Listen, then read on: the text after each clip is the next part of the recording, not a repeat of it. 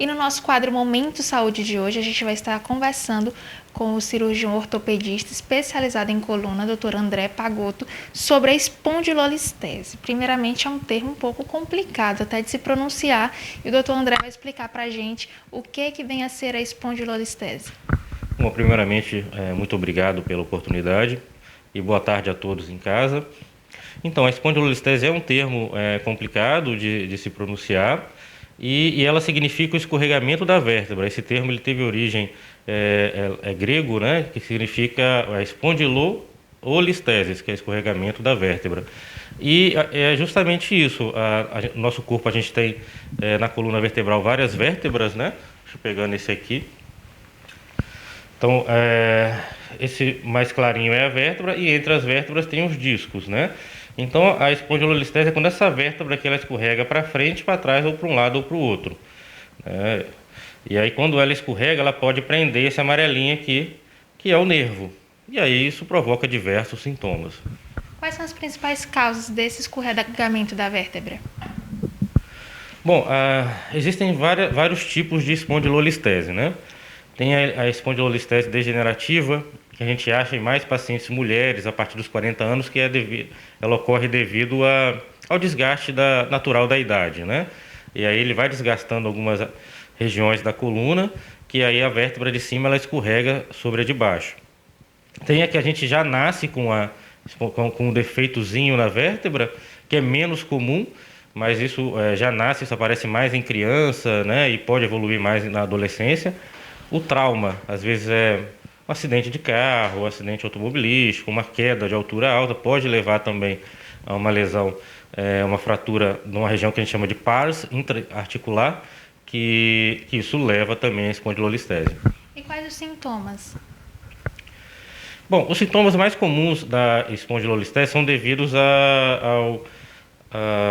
compressão do nervo, né? Quando a gente tem que ter em mente, quando tem o escorregamento da vértebra superior em cima da vértebra inferior, tudo que está no meio dessa vértebra, ou seja, nervo, dependendo da região tem medula, então isso tudo fica apertado. Quando ocorre a compressão do nervo, aí isso leva a sintomas neurológicos, que são irradiação de dor, no caso da coluna lombar, né? Irradiação de dor para a perna, perda de força, perda de sensibilidade.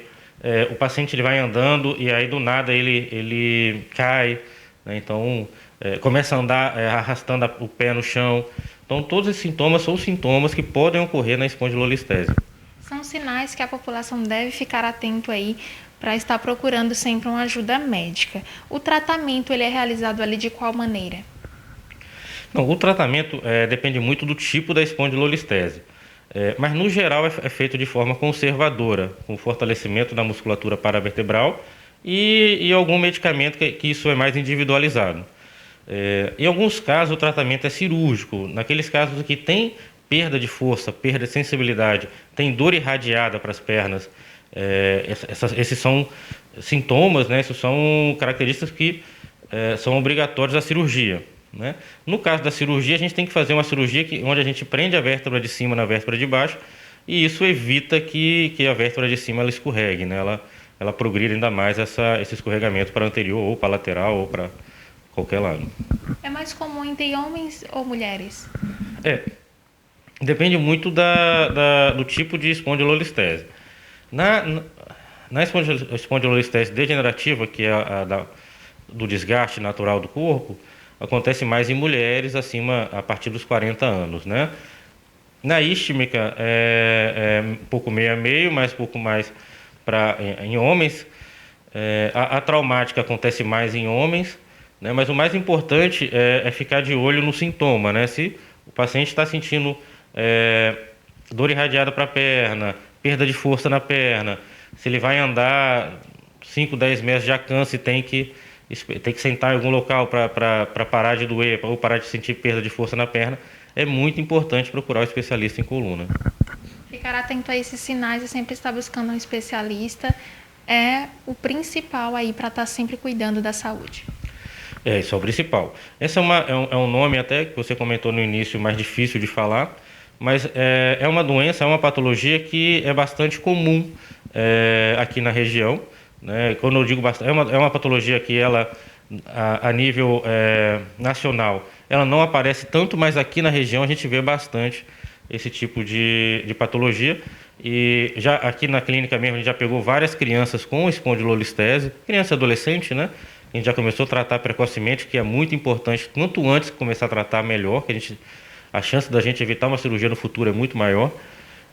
Então, por isso que é muito importante a gente conseguir falar na televisão aqui, para o máximo de pessoas possíveis, porque é uma doença que a gente consegue, pegando ela precocemente, a gente consegue tratar com muito mais eficácia. Doutor André, mais uma vez a gente agradece a sua participação aqui no Conexão Cidade. Sobre esse tema, tem mais algum ponto que você gostaria de abordar para a população? Não, é só a procura precoce, né? Assim que estiver sentindo algum sintoma de perda de força nas pernas, falta de equilíbrio, perda de sensibilidade progressiva, né? Que ela começa um pouquinho e vai aumentando, importante procurar o especialista em coluna.